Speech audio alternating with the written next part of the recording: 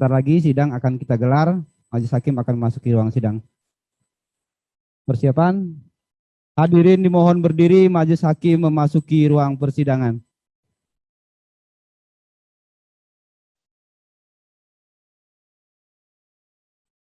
Hadirin dipersilakan duduk kembali. Terima kasih. Assalamualaikum warahmatullahi wabarakatuh.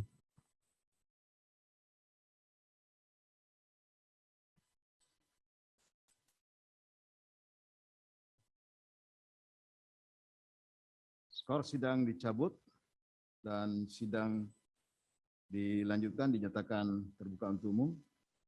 Untuk perkara nomor 222 sidang dibuka dan dinyatakan terbuka untuk umum. Jadi ini ada dua berkas perkara, dibaca putusannya secara jamak ya, untuk menyingkat waktu aja. Karena nanti dibaca lah lebih detail lagi masing-masing. Yang penting inti-inti pokoknya aja, fakta-fakta hukumnya dan pertimbangan-pertimbangan hukum dan pertimbangan faktanya. Bisa disetujui terdakwa, penasihat hukum? Ya, kami sependapat untuk Ya. pertimbangan hukumnya saja, jadi Nah, untuk hukum, ya. dakwaan, pledoi tidak perlu dibacakan. Ya. Dan mungkin nanti karena ada dua terdakwa, yang pertama Habib itu yang didahulukan kan sudah menyangkut analisa pertimbangan hukumnya menurut. Jadi nanti tinggal vonisnya saja untuk yang kedua barangkali begitu Mas. Ya, baik. Kami Ya. tidak keberatan untuk hal yang semacam. Ya. Bagaimana penuntut umum? Sama? Bisa diterima ya? Baik.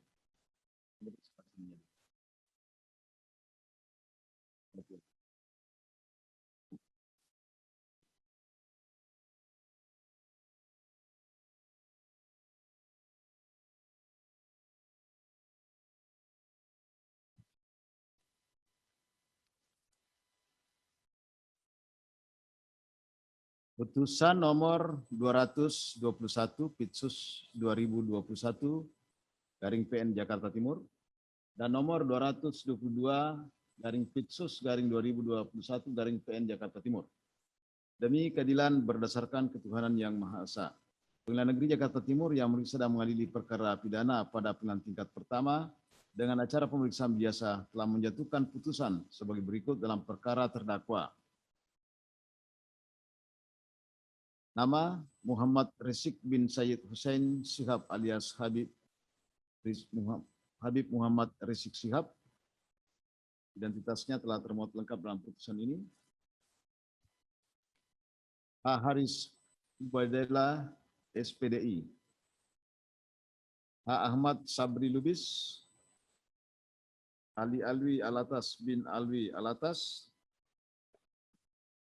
Idrus alias Idrus Al-Habsi, Maman Suryadi, identitasnya terdakwa masing-masing telah termuat lengkap dalam putusan ini. Terdakwa dalam persidangan didampingi penasihat hukum Dr. Sulistiowati SH MH, Ahmad Mihdan SH, Ahmad Khalid SH, Ali Alatas SH, Heri Arianto SH MH, Sugito Atmo Prawiro SHMH, Asis Januar P SHMH MM, An-Nur Kumar SH, Sumadi Atmaja SH, Dede Agung Wardana SH, Soraya SH MH, dan kawan-kawan. Kesemuanya advokat berkantor di Komplek Perkantoran Yayasan Darul Aitam, Jalan K. Haji Mas Mansur, nomor 47, P dan D, Jakarta Pusat. Pengadilan negeri tersebut telah membaca penetapan Ketua Pengadilan Negeri Jakarta Timur tentang penunjukan majelis hakim yang mengadili perkara tersebut. Telah membaca penetapan Ketua Majelis Hakim tentang penetapan hari sidang, telah membaca surat-surat dalam berkas perkara, telah mendengar pembacaan tuntutan pidana sesuai surat tuntutan bertanggal 17 Mei 2021 nomor register perkara PDM 011 garing Jakarta tim garing EQ garing 02 garing 2021. Tuntutan telah termuat lengkap dalam putusan ini. Telah mendengar pembacaan pembelaan terdakwa dan pembelaan penasihat hukum terdakwa. Keduanya pada pokoknya berpendapat bahwa terdakwa tersebut tidak terbukti melakukan tindak pidana sebagaimana didakwakan.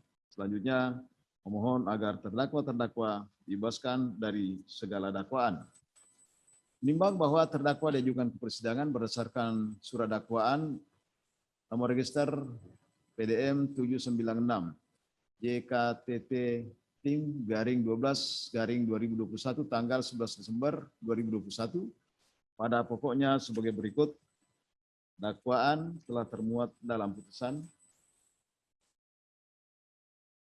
Menimbang bahwa untuk membuktikan surat dakwaannya, penuntut umum dalam persidangan telah mengajukan saksi-saksi dan ahli menerangkan di bawah sumpah, yaitu 1. Saksi Okas Setiawan SIT, 2. Saksi Dahmirul SH, 3. Ferikson Tampu Bolon, 4. Heru Novianto SIK, 5. Dr. Bayu Megantara SI, 6. Rustian SSI APT MKes, 7. Insinyur Sabdo Kurnianto SSI, 8. Jeki Mareno, 9.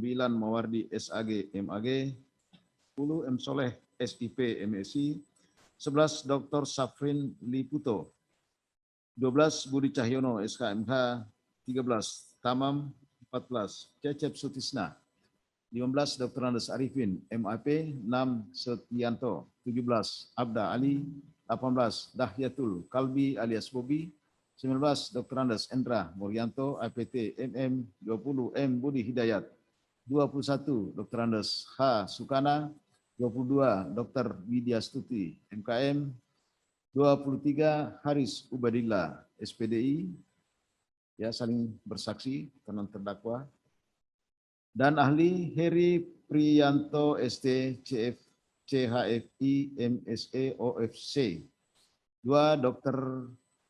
Dr. Heriadi Wibisono MPH, 3. Profesor Agus Surono SKMH. Saksi Adechart Ali Alhamid Zainal Arifin.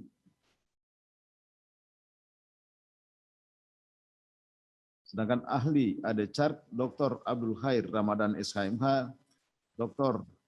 Dian Adriawan Daeng SKMH, Dr. Refli Harun SKMH LLM, Dr. Muhammad Nasir SP KK, Dr.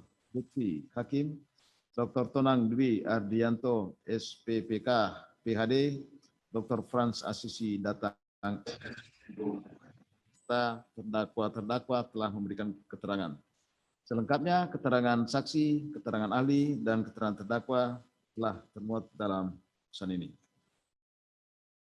Menimbang bahwa berdasarkan keterangan saksi, keterangan ahli, dan keterangan terdakwa dalam hubungannya satu sama lain diperoleh fakta-fakta sebagai berikut. Bahwa terdakwa Muhammad Rizik bin Said Hussein Shihab alias Habib Muhammad Rizik Shihab sebagai tokoh agama umat Islam telah tinggal sementara bersama keluarganya di Arab Saudi selama lebih kurang 3 tahun 6 bulan.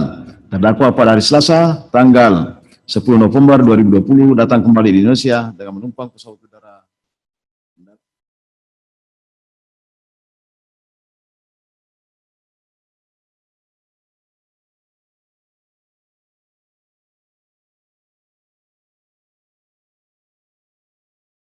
besar FPI tersebut. Bahwa terdakwa banyak simpatisan yang menunggu kedatangannya terlihat sejak Senin malam tanggal 9 November 2020 sudah banyak masa berdatangan dari bandara Internasional Soekarno-Hatta sampai pada keesokan harinya Selasa 10 November 2020 jalan masuk bandara sudah penuh masa sehingga jalanan macet, demikian pula tempat parkiran bandara dan area terbuka lainnya semua banyak masa. Bahwa setelah terdakwa turun dari pesawat masuk ke area gedung kedatangan terdakwa langsung disambut oleh para simpatisan dan pengurus Front Pembela Islam. Selanjutnya terdakwa langsung digiring dan dibawa oleh simpatisannya ke dalam mobil jemputan yang sudah menunggu depan area kedatangan.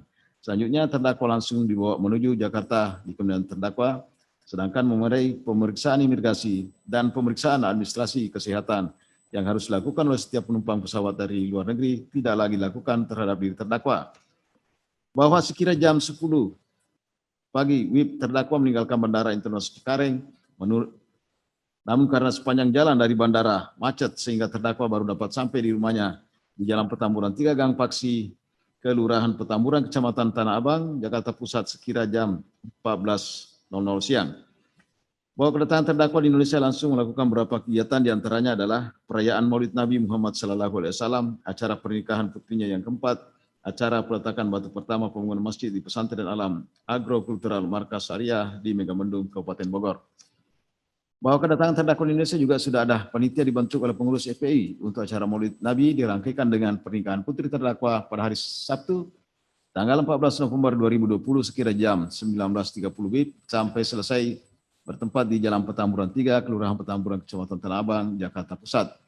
Bahwa pada hari Jumat tanggal 13 November 2020 sekira jam 04.30 WIB terdakwa menghadiri acara Maulid Nabi diselenggarakan oleh Majelis Taklim Al-Afaf di Jalan Tebet Utara, nomor 8, Jakarta Selatan, dihadiri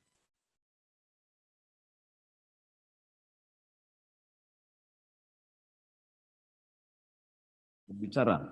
Terdakwa menyampaikan kepada semua hadirin dengan mengatakan mengundang semuanya untuk menghadiri acara Maulid Nabi dan pernikahan putrinya yang keempat pada hari Sabtu tanggal 14 November 2020 sekira jam 19.30 sampai selesai di Petamburan, Kelurahan Petamburan, Kecamatan Tanah Abang. Terdakwa sempat menanyakan kepada semua yang hadir dengan mengatakan, apakah siap hadir? Dijawab, hadirin siap hadir. Bahwa pada hari Sabtu tanggal 14 November 2020, Jalan Petamburan ditutup untuk kendaraan karena digunakan untuk acara Maulid Nabi. Jalan Petamburan pada lokasi acara didirikan tenda dan panggung, dan acara pernikahan putri terdakwa tersebut dimulai pada jam 18.30, 19.30 sampai sekira jam 01.00 WIB. Pada acara tersebut banyak orang yang hadir atau banyak massa sehingga protokol kesehatan jaga jarak tidak dapat dipenuhi karena terlalu padat massa. Bahwa karena terjadi pelanggaran protokol kesehatan, maka pada tanggal 15 November 2020 Satpol PP DKI Jakarta memberikan sanksi administratif berupa pembayaran denda kepada terdakwa dan panitia pelaksana acara sebesar Rp50 juta Denda tersebut telah dibayar oleh terdakwa melalui panitia acara Maulid Nabi dan pernikahan. Bahwa di lain pihak ada keadaan penyakit sedang mewabah sudah menjadi pandemi, yaitu coronavirus disease 2019 atau COVID-19. Penularannya terjadi di mana-mana di setiap negara seluruh dunia. Pemerintah Republik Indonesia telah menetapkan bencana non-alam penyebaran COVID-19 sebagai bencana nasional di Kepres nomor 12 tahun 2020 tanggal 13 April 2020. Bahwa selanjutnya pemerintah pusat sampai pemerintah daerah menerbitkan regulasi untuk menindaklanjuti Kepres nomor 12 tahun 2020 tanggal 13 April 2020 tersebut. Salah satu upaya penanggulangan wabah COVID-19 dengan cara pemeriksaan, pengobatan, perawatan, dan isolasi penderita termasuk tindakan karantina. Bahwa sejak kedatangan terdakwa di Indonesia, setiap menghadiri suatu acara selalu banyak dihadiri massa simpatisan. Sedangkan di lain pihak ada petugas Satgas Penanggulangan COVID-19 yang dibentuk oleh pemerintah dengan tugas khusus menanggulangi penyebaran virus corona, sedang bekerja keras siang dan malam menghimbau dan melarang masyarakat melakukan kegiatan berkumpul atau pembatasan sosial berskala besar sebagai salah satu upaya untuk menanggulangi penyebaran coronavirus 19. Bahwa karena aktivitas terdakwa terus-menerus menimbulkan kerumunan secara berskala besar, hal mana dalam masa yang bersamaan pihak pemerintah melalui Satgas Penanggulangan COVID-19 sedang bekerja keras melakukan upaya penanggulangan agar masyarakat bebas dari virus corona, sehingga aparat kepolisian melakukan tindakan hukum pada terdakwa berupa proses hukum pidana terhadap terdakwa karena diduga telah melakukan pelanggaran protokol kesehatan. Cepat tanya. Bisa langsung aja dulu. Menimbang bahwa berdasarkan fakta-fakta tersebut di atas, kemudian majelis hakim mempertimbangkan unsur-unsur pidana yang didakwakan terhadap terdakwa apakah telah terpenuhi menurut hukum. Menimbang bahwa terdakwa didakwa sebagai berikut. Pertama, sebagaimana diatur dan diancam pidana pada pasal 160 KUH pidana, junto pasal 93 Undang-Undang Nomor 6 Tahun 2018 tentang kekarantinaan kesehatan, junto pasal 55 ayat 1 ke 1 KUH pidana.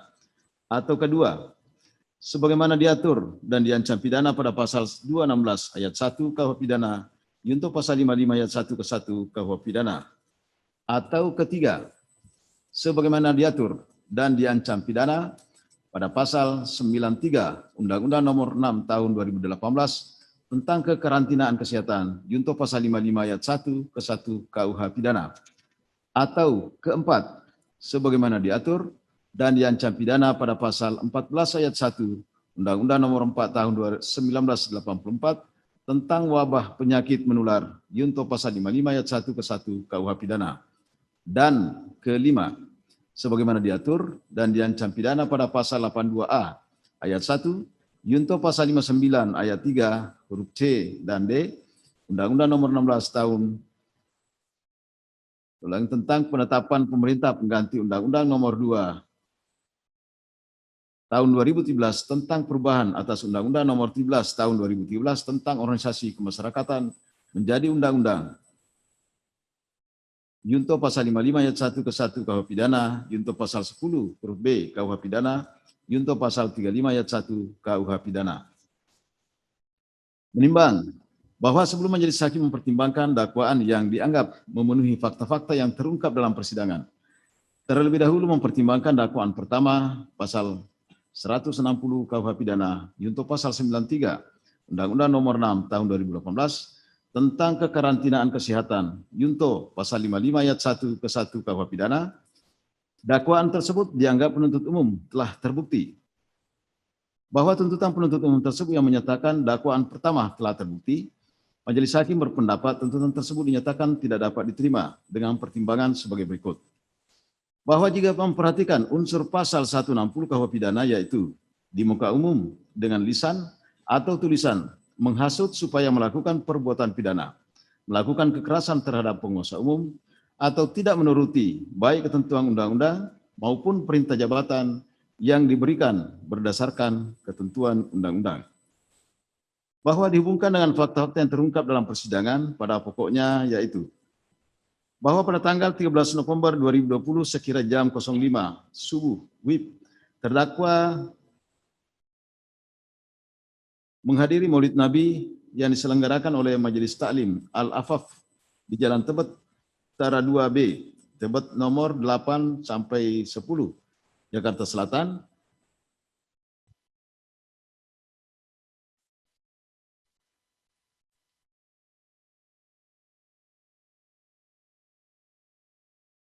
Ketika terdakwa Muhammad Rizik diberi kesempatan berbicara di atas mimbar, terdakwa menyampaikan undangan dengan lisan mengatakan, semua yang ada di sini insya Allah besok malam di Petamburan kita akan mengadakan peringatan Maulid Nabi sekaligus. Saya undang juga seluruh habaib karena kami juga akan menikahkan putri kami yang keempat. Siap hadir? Dijawab hadirin siap. Bahwa dengan ucapan kata-kata terdakwa tersebut oleh penuntut umum dianggap sebagai suatu hasutan untuk melakukan tindak pidana melanggar ketentuan pasal 160 KUH pidana. Menimbang bahwa ucapan atau kalimat yang disampaikan terdakwa tersebut tidak dapat dipandang sebagai suatu hasutan.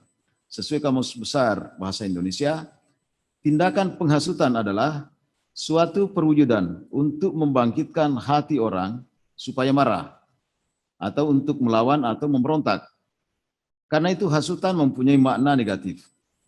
Demikian pula keterangan ahli Adecart Dr. Franz Assisi Datang SS MHum, ahli bahasa Indonesia, juga menerangkan bahwa menghasut berkonotasi negatif dan ada niat jahat.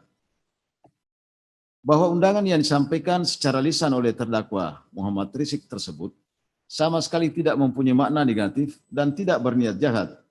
Karena undangan tersebut hanyalah untuk menghadiri acara Maulid Nabi dan pernikahan putri terdakwa. Selain itu acara Maulid Nabi dan pernikahan tersebut bukanlah suatu kejahatan. Menimbang bahwa surat dakwaan penuntut umum tersebut disusun dengan bentuk dakwaan kombinasi berupa alternatif dan kumulatif. Karena itu majelis hakim terlebih dahulu mempertimbangkan dakwaan alternatif.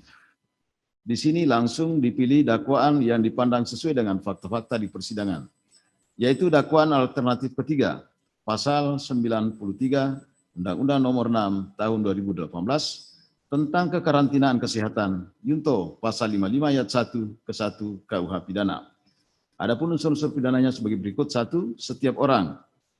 2. Yang tidak mematuhi penyelenggaraan kekarantinaan kesehatan dan atau menghalang-halangi penyelenggaraan kekarantinaan kesehatan. 3. Menyebabkan kedaruratan kesehatan masyarakat. 4. Dilakukan secara bersama-sama. Ayat 1, unsur setiap orang adalah menunjukkan subjek hukum, yaitu siapa saja yang dapat bertanggung jawab secara hukum. Dalam perkara ini yang diajukan ke persidangan sebagai terdakwa adalah, dan disebut namanya siapa?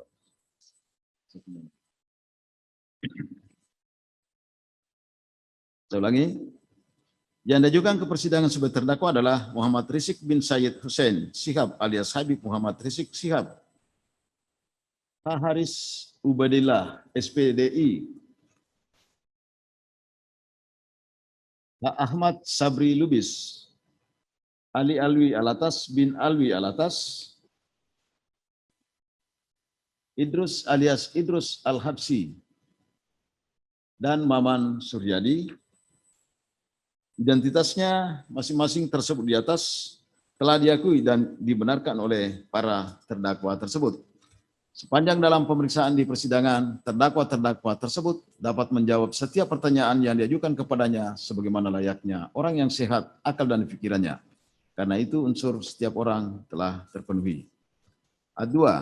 Unsur yang tidak mematuhi penyelenggaraan kekarantinaan kesehatan dan atau menghalang-halangi penyelenggaraan kekarantinaan kesehatan.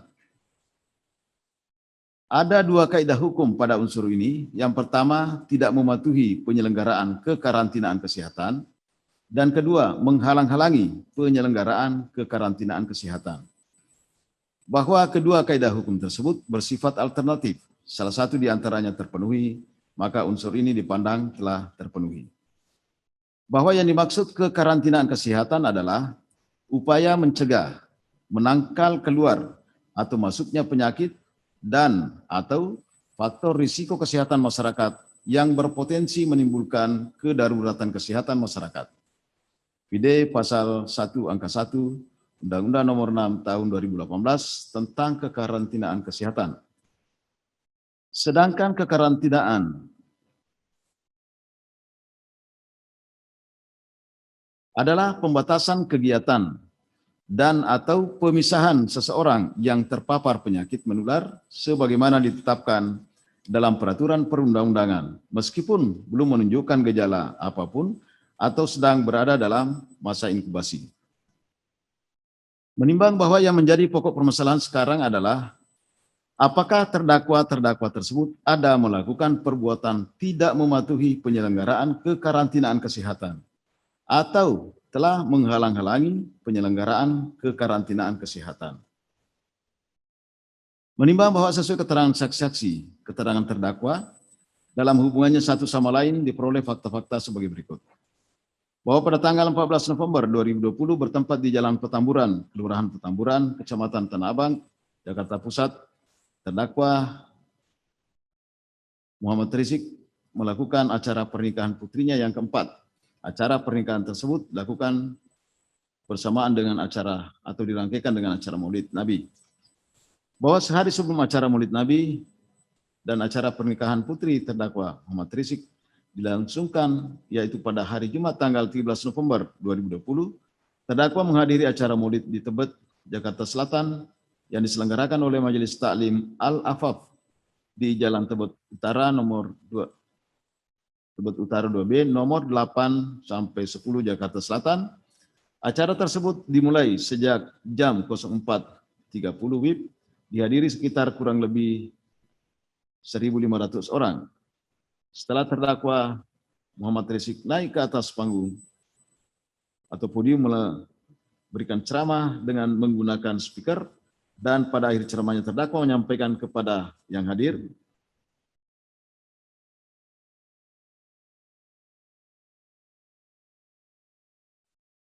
untuk datang dan menghadiri peringatan Maulid dan sekaligus acara pernikahan putrinya di Petamburan.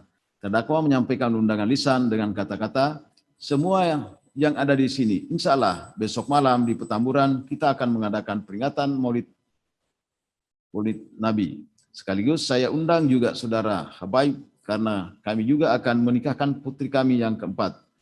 Siap hadir? Dijawab yang hadir berada di tempat tersebut siap. Kalimat-kalimat tersebut diulangnya lagi sampai 3 kali oleh terdakwa dan tetap yang hadir menjawab siap. Bahwa di lain pihak ada keadaan penyakit sedang mewabah, sudah menjadi pandemi, yaitu Corona Disease 2019 atau COVID-19. Penularannya terjadi di mana-mana di setiap negara seluruh dunia. Pemerintah Republik Indonesia telah menetapkan bencana non-alam penyebaran COVID-19 sebagai bencana nasional. PDKPres nomor 12 tahun 2020 tanggal 13 April 2020. Bahwa selanjutnya pemerintah pusat sampai dengan pemerintah daerah menerbitkan regulasi untuk menindaklanjuti Kepres 12 tahun 2020 tanggal 13 April 2020 tersebut. Bahwa salah satu upaya penanggulangan wabah COVID-19 atas usul Gubernur DKI Jakarta, kemudian Menteri Kesehatan RI menerbitkan surat keputusan nomor HK 01.07 garing Menkes garing 239 garing 2020 tanggal 7 April 2020 tentang penetapan PSBB.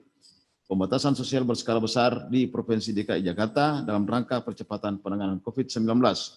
Bahwa selain itu Gubernur DKI Jakarta juga mengeluarkan Peraturan Gubernur Nomor 33 Tahun 2020 tanggal 9 April 2020 tentang pelaksanaan PSBB dalam penanganan COVID-19 dan Peraturan Gubernur DKI Jakarta Nomor 1100 Tahun 2020 tanggal 6 November 2020 tentang perpanjangan PSBB.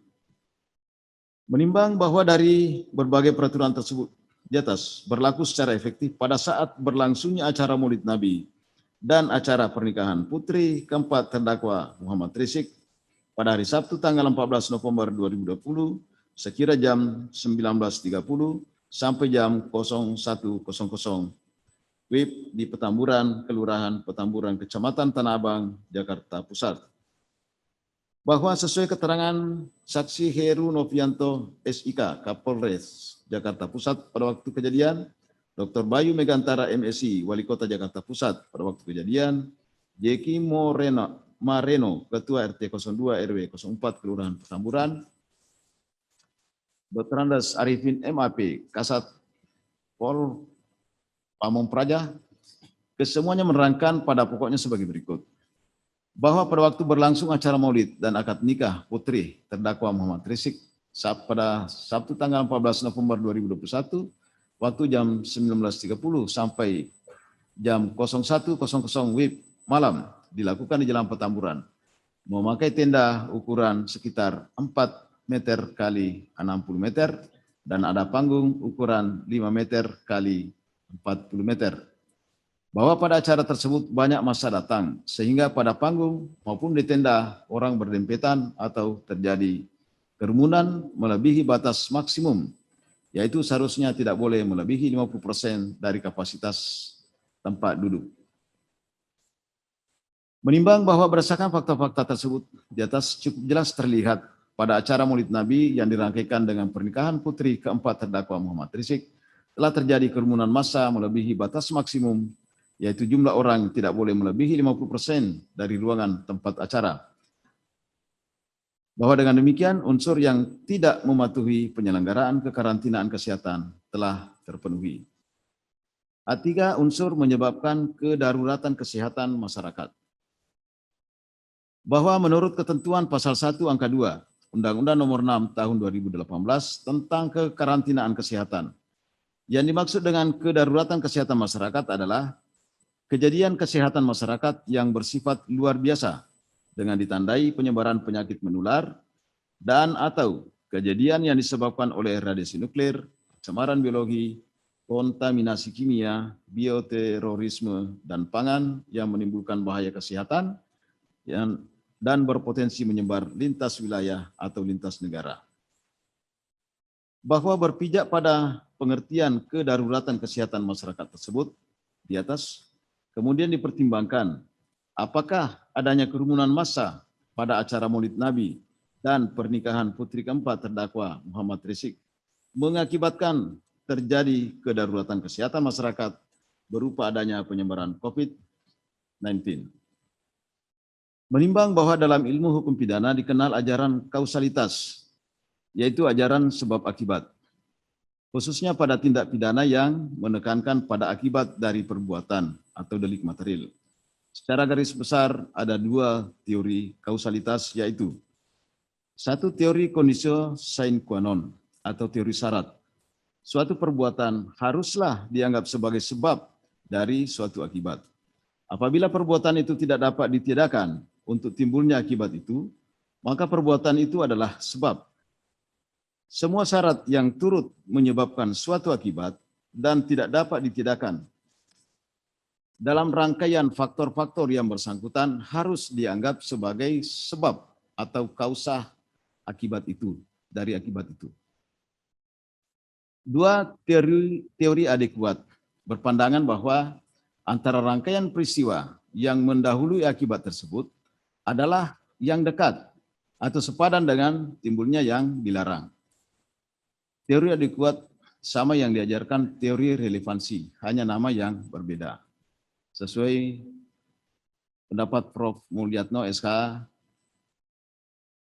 bukunya tahun 2008, halaman 124. Menimbang bahwa sesuai fakta-fakta yang terungkap di persidangan, pada pokoknya sebagai berikut. Bahwa COVID-19 merupakan penyakit disebabkan oleh virus memiliki sifat penularan sangat cepat. Bahwa pada tanggal 11 Maret 2020, WHO sudah menetapkan COVID-19 sebagai pandemik. Sedangkan di Indonesia COVID-19 telah ditetapkan sebagai bencana non-alam. Penyebaran coronavirus disease 2019 sebagai bencana alam melalui Kepres nomor 12 tahun 2020, tanggal 13 April 2020. Bahwa salah satu upaya pemerintah menanggulangi penyebaran COVID-19 adalah melakukan kekarantinaan kesehatan dengan cara melakukan pembatasan sosial berskala besar. Hal ini sebagai penerapan ketentuan pasal 59 ayat 1 Undang-Undang nomor 6 tahun 2018. Selanjutnya, pemerintah membentuk Satgas Penanganan COVID-19. Bahwa pada saat DKI Jakarta ditetapkan PSBB dan petugas Satgas COVID-19 sedang bekerja mengawasi masyarakat agar mentaati protokol kesehatan, pada hari Sabtu tanggal 14 November 2020 sekira jam 19.30 sampai jam 01.00 WIB bertempat di Jalan Petamburan, Kelurahan Petamburan, Kecamatan Tanah Abang, Jakarta Pusat. Terdakwa melaksanakan acara Maulid Nabi dirangkaikan dengan acara pernikahan putri keempat terdakwa Muhammad Rizik. Almana dalam acara ini banyak orang yang hadir atau sekitar lebih kurang 5.000 orang. Sehingga terjadi kepadatan orang berkumpul di bawah tenda yang telah disediakan oleh panitia acara. Menimbang bahwa sesuai keterangan ahli Dr.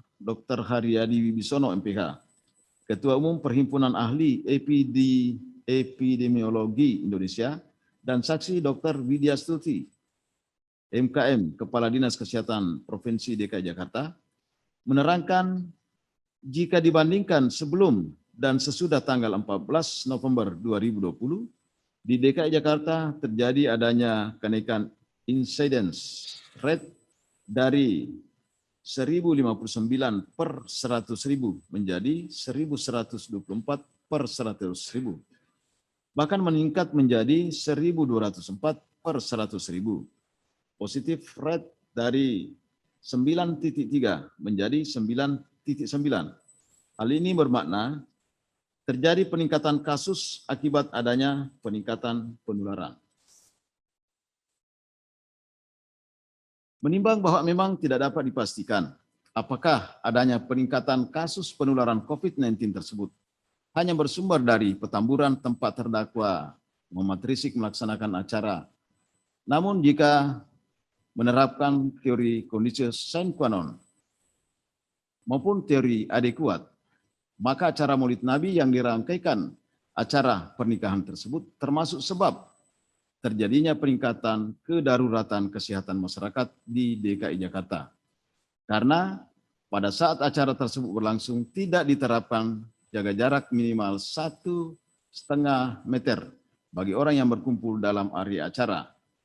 Sesuai keterangan ahli epidemiologi Dr. Haryadi Wibisono MPH, Dalam situasi seperti ini sangat mudah terjadinya penularan COVID-19.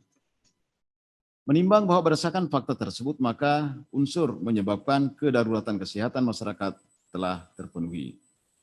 Ayat 4, unsur dilakukan secara bersama-sama. PD pasal 55 ayat 1 ke 1 KUH pidana meliputi orang yang melakukan, orang yang menyuruh melakukan,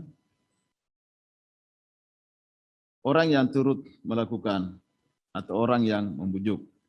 Bahwa sesuai fakta yang terungkap di persidangan, yaitu bahwa acara pelaksanaan Maulid Nabi dan pernikahan putri keempat terdakwa, pelaksananya ada di bentuk panitia pelaksana acara, yaitu Ketua Panitia Haris Ubaidillah SPDI, Sekretaris Habib Ali bin Alwi Alatas, Bendahara Habib Idrus Al-Kadri, Perlengkapan Habib Idrus Al-Ali Al-Habsi, Keamanan Ustaz Maman Suryadi, Penanggung jawab acara Ki Haji Ahmad Sobri Lubis.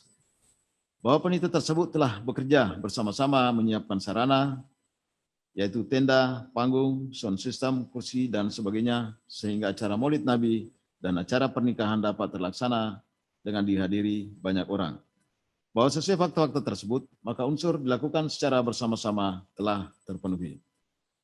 Menimbang bahwa karena semua unsur pasal 93 Undang-Undang RI nomor 6 tahun 2018 tentang kekarantinaan kesehatan, untuk pasal 55 ayat 1 ke 1 KUH pidana telah terpenuhi, maka terdakwa telah terbukti melakukan tindak pidana tidak mematuhi penyelenggaraan kekarantinaan kesehatan sebagaimana didakwakan pada dakwaan ketiga.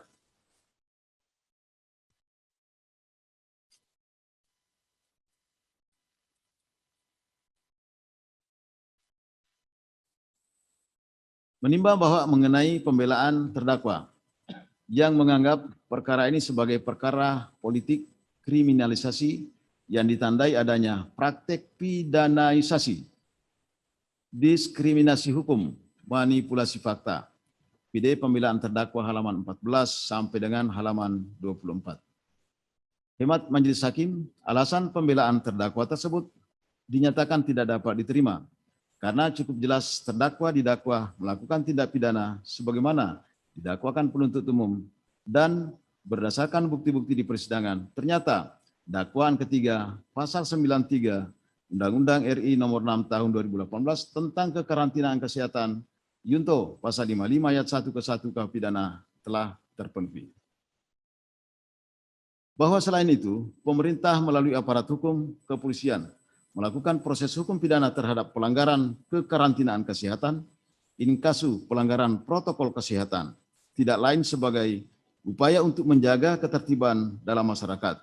Hal mana setiap terdakwa melakukan suatu acara atau kegiatan selalu terjadi kerumunan massa begitu banyak sehingga protokol kesehatan berupa jaga jarak minimum 1,5 meter selalu dilanggar.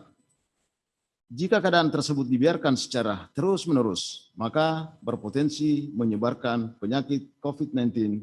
Selanjutnya akan terjadi keresahan dalam masyarakat. Bahwa salah satu tugas pokok pemerintah adalah menjaga ketertiban dalam masyarakat. Jika tidak ada ketertiban dalam masyarakat atau order in society, maka keadilan tidak mungkin dapat diwujudkan. Demikian pula sebaliknya, ketertiban dapat dipertahankan secara langgeng jika memajukan keadilan. Hal ini sesuai dengan pendapat Budiono Kusumo Hamijoyo dalam buku Dilema Antara Hukum dan Kekuasaan, buku tahun 2019 halaman 320. Bahwa demikian juga keterangan ahli ADCART Dr. Dian Adriawan yang menerangkan bahwa kerumunan keagamaan bukan kejahatan. Hemat Majelis Hakim, keterangan ahli ADCART tersebut salah kaprah. Karena acara keagamaan termasuk pernikahan memang bukan kejahatan dan tidak dilarang oleh hukum. Karena itu, hal tersebut negara tetap wajib melindungi. Namun karena saat berlangsungnya acara Maulid Nabi dan acara pernikahan putri terdakwa Muhammad Rizik terjadi dalam masa kedaruratan kesehatan atau pandemi COVID-19, sehingga berlaku ketentuan hukum mengenai protokol kesehatan social distancing, yaitu jika terjadi kegiatan berkumpul, maka harus jaga jarak minimal 1,5 meter pemerintah melalui Satgas COVID-19 sedang bekerja keras siang dan malam untuk menegakkan aturan protokol kesehatan tersebut dengan tujuan melindungi masyarakat dari penyebaran penyakit COVID-19. Hal ini juga sejalan dengan ajaran hukum progresif, bahwa hukum diciptakan untuk mengabdi pada kepentingan masyarakat. Hukum diciptakan bukan untuk mengabdi kepada kepentingan hukum itu sendiri. Jika dalam suatu keadaan atau suatu peristiwa bertemu antara kepentingan masyarakat dan kepentingan hukum atau kepastian hukum, maka yang diutamakan adalah kepentingan masyarakat, sedangkan kepastian hukum diabaikan. Menimbang bahwa selanjutnya Majelis Hakim mempertimbangkan dakwaan kelima, pasal 82A ayat 1, junto pasal 59 ayat 1 huruf C dan D, Undang-Undang RI nomor 16 tahun 2017 tentang penetapan peraturan pemerintah pengganti Undang-Undang nomor 2 tahun 2017 tentang perubahan atas Undang-Undang nomor 13 tahun 2013 tentang organisasi kemasyarakatan menjadi undang-undang, junto pasal 55 ayat 1 ke 1 KUH pidana, junto pasal 10 huruf B KUH pidana, junto pasal 35 ayat 1 KUH pidana, unsur-unsur pidananya sebagai berikut. 1. Setiap orang. 2. Yang dengan sengaja dan secara langsung atau tidak langsung. 3. Melakukan tindakan kekerasan, mengganggu ketentraman dan ketertiban umum, atau merusak fasilitas umum dan fasilitas sosial, dan atau melakukan kegiatan yang menjadi tugas dan wewenang penegak hukum sesuai dengan ketentuan peraturan perundang-undangan. Satu unsur setiap orang adalah menunjukkan subjek hukum, yaitu setiap orang selaku pemangku hak dan kewajiban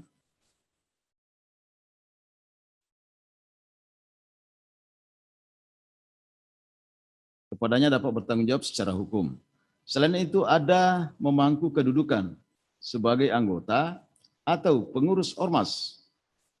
Dalam perkara ini, yang dihadapkan sebagai terdakwa di persidangan adalah Muhammad Rizik bin Said Hussein Shihab alias Habib Muhammad Rizik Shihab.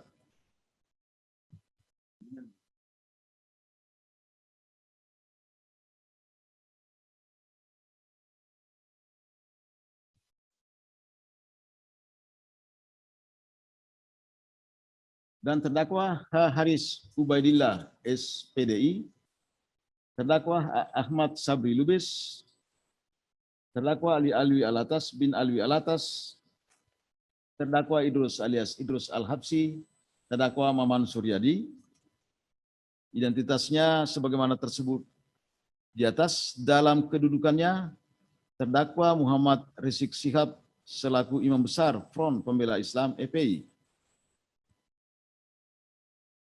Dalam persidangan, terdakwa dapat menjawab setiap pertanyaan yang diajukan kepadanya seperti layaknya orang yang sehat akal dan pikirannya. Dan demikian unsur setiap orang telah terpenuhi.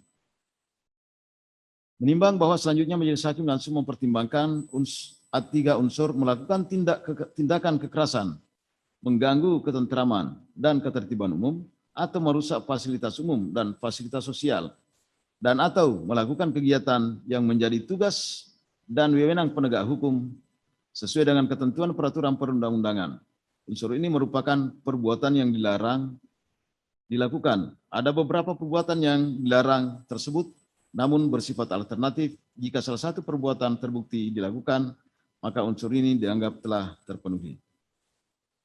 Menimbang bahwa sesuai surat dakwaan penuntut umum yang dipermasalahkan terhadap terdakwa adalah mengenai adanya kerumunan yang dianggap pelanggaran protokol kesehatan pada acara perayaan Maulid Nabi dan acara pernikahan putri terdakwa di Petamburan, Kelurahan Petamburan, Kecamatan Tanah Abang, Jakarta Pusat. Karena itu akan dipertimbangkan apakah ada perbuatan tersebut di atas yang dilakukan oleh terdakwa selaku pengurus FPI. Menimbang bahwa berdasarkan fakta-fakta yang terungkap di persidangan, ternyata pada perayaan Maulid Nabi dan acara pernikahan putri terdakwa tidak ada terjadi tindakan kekerasan, mengganggu ketentraman dan atau ketertiban umum, atau merusak fasilitas umum dan fasilitas sosial, dan atau melakukan kegiatan yang menjadi tugas dan wewenang penegak hukum. bahwa mengenai uraian tuntutan penuntut umum menyatakan FPI telah melakukan penutupan jalan Petamburan. Hemat Majelis Hakim, sesuai fakta yang terungkap di persidangan, ternyata tidak ada penutupan jalan. Yang ada adalah adanya pengalihan arus lalu lintas. Itu pun dilakukan oleh polisi lalu lintas bersama dengan aparat Dishub dan dibantu oleh anggota FPI. Sekiranya anggota FPI sendiri yang melakukan pengalihan arus lalu lintas, tentunya akan ditindak atau akan dicegah oleh aparat polisi di jalan. Tetapi hal tersebut tidak ada, bahkan arus lalu lintas di sekitar lokasi acara berjalan lancar. Hal ini terbukti adanya kerjasama antara aparat polisi lalu lintas, aparat Dishub, dan anggota FPI. Bahwa demikian pula mengenai fasilitas sosial dan fasilitas umum. Tidak ada fakta yang terungkap dalam persidangan adanya kerusakan terhadap fasilitas tersebut. Bahwa berdasarkan fakta tersebut di atas, maka unsur melakukan tindakan kekerasan, mengganggu ketentraman dan ketertiban umum, atau merusak fasilitas umum dan fasilitas sosial, dan atau melakukan kegiatan yang menjadi tugas dan wewenang penegak hukum sesuai dengan ketentuan peraturan perundang-undangan tidak terpenuhi. Menimbang bahwa karena salah satu unsur pasal 82A ayat 1 Yunto, pasal 59 ayat 3 huruf C dan D Undang-Undang RI nomor 16 tahun 2017 tentang penetapan peraturan pemerintah mengganti Undang-Undang nomor 2 tahun 2017 tentang perubahan atas Undang-Undang nomor 17 tahun 2017 tentang organisasi kemasyarakatan menjadi Undang-Undang Yunto pasal 55 ayat 1 ke 1 KUH pidana, Yunto pasal 10 huruf B KUH pidana, Yunto pasal 35 ayat 1 KUH pidana tidak terpenuhi, maka terdakwa tidak terbukti melakukan tindak pidana sebagaimana didakwakan pada dakwaan kelima. Dengan demikian, terdakwa harus dibebaskan dari dakwaan kelima tersebut. Bahwa mengenai uraian tuntutan penuntut umum pada halaman 333 yang mempermasalahkan surat keterangan terdaftar atau SKT FPI telah berakhir sejak tanggal 20 Juni 2019 dan tidak diperpanjang lagi oleh Menteri Dalam Negeri. Hemat Majelis Hakim, sesuai keterangan ahli ADCAR Dr. Refli Harun SH, menerangkan bahwa suatu ormas dapat saja melakukan aktivitas meskipun belum memiliki SKT atau surat keterangan terdaftar. Karena ormas adalah perwujudan hak setiap warga negara untuk berkumpul, berserikat, mengeluarkan pendapat. Hal ini dilindungi oleh konstitusi sepanjang ormas tersebut tidak melakukan kegiatan yang bertentangan dengan hukum. Menimbang bahwa pembelaan penasihat hukum terdakwa pada halaman 67 sampai dengan halaman 112 pada pokoknya berkesimpulan bahwa terdakwa tidak terbukti melakukan tindak pidana sebagaimana didakwakan oleh penuntut umum. Selanjutnya memohon agar terdakwa dinyatakan dibebaskan dari segala dakwaan penuntut umum. Hemat Majelis Hakim, alasan pembelaan yang dikemukakan penasihat hukum terdakwa tersebut tidak dapat diterima karena sebagaimana fakta-fakta di persidangan yang telah diuraikan di atas, terdakwa telah terbukti melakukan tindak pidana sebagaimana didakwakan pada dakwaan ketiga. Menimbang bahwa karena semua unsur-unsur pidana pada pasal 93 Undang-Undang nomor 6 tahun 2018 tentang kekarantinaan kesehatan Yunto pasal 55 ayat 1 ke 1 KUH pidana telah terpenuhi, maka terdakwa telah terbukti melakukan tindak pidana tidak mematuhi kekarantinaan kesehatan dilakukan secara bersama-sama sebagaimana didakwakan pada dakwaan ketiga. Menimbang bahwa karena terdakwa telah terbukti melakukan tindak pidana sebagaimana didakwakan pada dakwaan ketiga, maka dakwaan selanjutnya tidak perlu lagi dipertimbangkan. Menimbang bahwa karena terdakwa telah terbukti melakukan tindak pidana sebagaimana didakwakan pada dakwaan ketiga, hal mana dalam diri terdakwa tidak ada alasan yang dapat menghapus pemidanaan, maka terdakwa harus dihukum.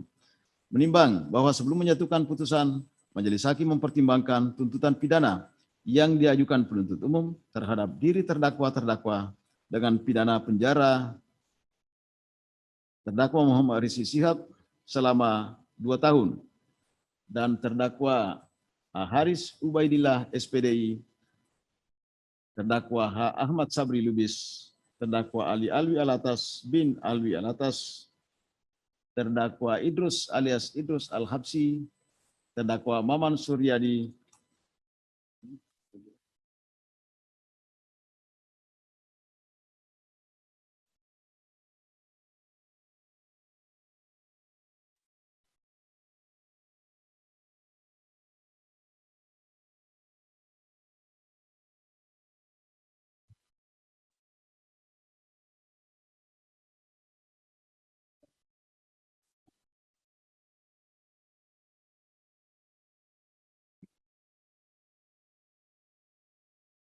saya ulangi, dengan tuntutan pidana penjara selama 1 tahun dan 6 bulan. Majelis Hakim berpendapat bahwa tuntutan pidana tersebut jika memperhatikan perbuatan dan kesalahan terdakwa dipandang agak berat bagi terdakwa karena ternyata penuntut umum mendasarkan tuntutannya pada dakwaan pertama pada pasal 160 KUH pidana, menghasut untuk melakukan tindak pidana tidak mentaati kekarantinaan kesehatan. Namun sesuai fakta di persidangan, terdakwa tidak ada melakukan hasutan maupun melakukan kekerasan terhadap penguasa umum. Terdakwa hanya terbukti melakukan tindak pidana pada dakwaan ketiga pasal 93 Undang-Undang RI Nomor 6 Tahun 2018 tentang kekarantinaan kesehatan junto pasal 55 ayat 1 ke 1 KUH pidana, ancaman pidananya maksimal 1 tahun penjara dan atau denda. Saya ulangi, dan atau pidana denda maksimal 100 juta rupiah. Menimbang bahwa selain tersebut di atas, Majelis Hakim juga mempertimbangkan keadaan yang memberatkan dan meringankan terdakwa, yaitu keadaan yang memberatkan perbuatan terdakwa tidak mendukung program pemerintah dalam upaya penanganan COVID-19 yang sudah menjadi pandemik. Keadaan yang meringankan, terdakwa memberi keterangan secara jujur sehingga memudahkan pemeriksaan di persidangan. Terdakwa mempunyai tanggungan keluarga dan terdakwa sebagai guru agama Islam. Menimbang bahwa karena terdakwa telah ditahan berdasarkan perintah penahanan yang sah, maka lamanya terdakwa ditahan dikurangkan seluruhnya dari pidana yang dijatuhkan. Menimbang bahwa mengenai barang bukti, sama seperti dengan tuntutan penuntut umum, memperhatikan ketentuan pasal 93 Undang-Undang RI Nomor 6 Tahun 2018 tentang kekarantinaan kesehatan junto pasal 55 ayat 1 ke 1 KUH pidana, pasal-pasal dalam KUHP dan ketentuan hukum lainnya yang terkait dengan perkara ini. Mengadili, menyatakan terdakwa Muhammad Rizik bin Sayyid Hussein Shihab alias Habib Muhammad Rizik Shihab tersebut di atas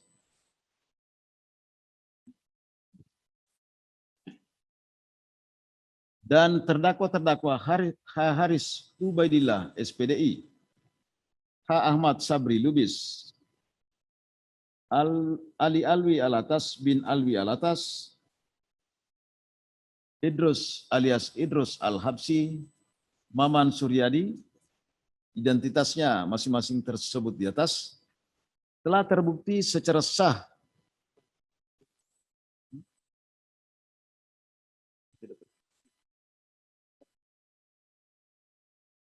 saya ulangi, masing-masing identitasnya tersebut di atas tidak terbukti melakukan tindak pidana sebagaimana didakwakan pada dakwaan kelima. Menyatakan membebaskan terdakwa tersebut dari dakwaan kelima.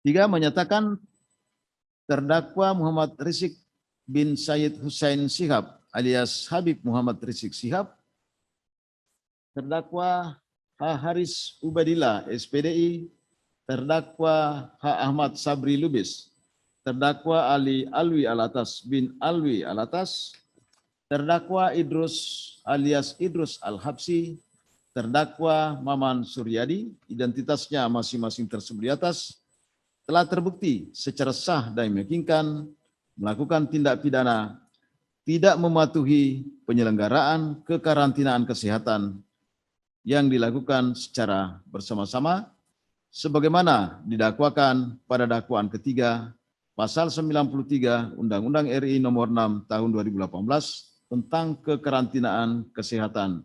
Junto pasal 55 ayat 1 ke 1 KUH pidana. 4. Menjatuhkan pidana atas diri terdakwa Muhammad Rizik bin Said Hussein Shihab alias Habib Muhammad Rizik Shihab, terdakwa Haris Ubaidillah SPDI, terdakwa H. Ahmad Sabri Lubis, terdakwa Ali Alwi Alatas bin Alwi Alatas, terdakwa Idrus alias Idrus Al-Habsi, terdakwa Maman Suryadi dengan pidana penjara masing-masing selama 8 bulan. 5. Menyatakan lamanya terdakwa ditahan, terdakwa ditahan dikurangkan seluruhnya dari pidana yang dijatuhkan. 6. Menetapkan terdakwa agar tetap dalam tahanan. 7. Menetapkan barang bukti.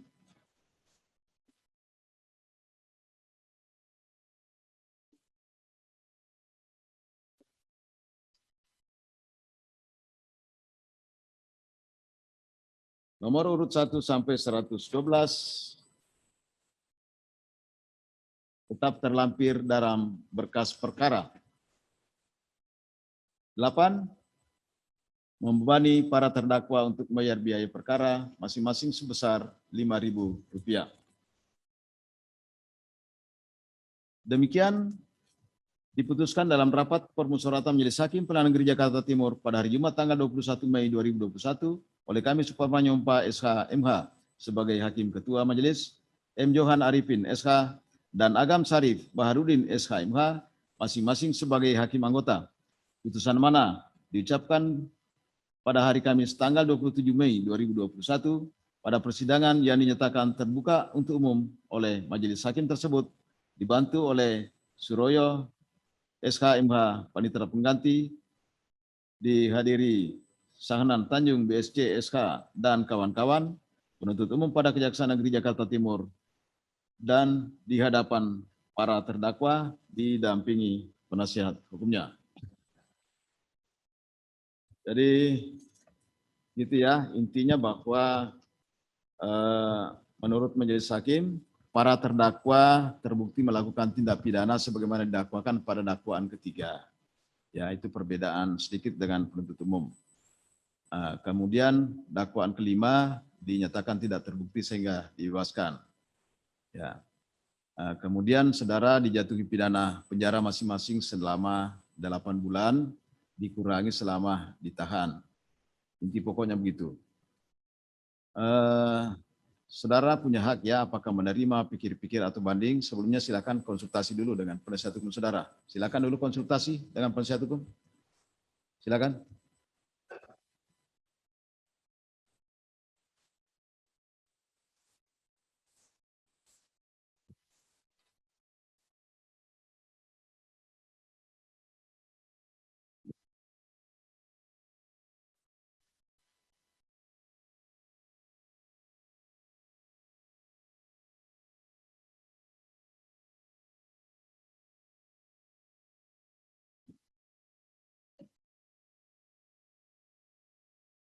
Baik, majelis diserahkan ke kami, tim penasihat hukum. Setelah kami berunding dengan para terdakwa, menyatakan menggunakan waktu dalam 1 minggu ini untuk membuat pertimbangan, apakah banding atau tidak. Demikian, makasih majelis. Baik, berarti saudara memilih pikir-pikir ya, hanya untuk berpikir dalam 1 minggu. Bagaimana sikapnya dari penuntut umum? Pikir-pikir, berarti sama ya. Jadi keduanya, baik penuntut umum maupun terdakwa dan penasihat hukumnya menyatakan pikir-pikir terhadap putusan ini, sehingga putusan ini belum mempunyai kekuatan hukum pasti, ya, masih bisa goyang kalau ada upaya hukum, intinya gitu ya. Baik, jadi tugas Majelis Hakim mengadili perkara ini sudah selesai. Sampai di sini sidang ditutup.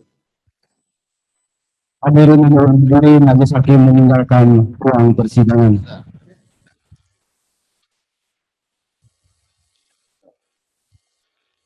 Baik Bapak dan Ibu semua, dengan demikian perkara nomor 221, perkara nomor 222, dan perkara nomor 226 hari ini telah selesai disidangkan. Atas kerjasamanya, atas partisipasinya, sehingga suasana persidangan kondusif, kami mengucapkan terima kasih. Dan apabila ada hal-hal tidak berkenan, kami mohon maaf terhadap kejadian-kejadian tersebut. Demikian. Bila taufiq wal hidayah, wassalamualaikum warahmatullahi wabarakatuh. Selamat sore, salam sehat semua.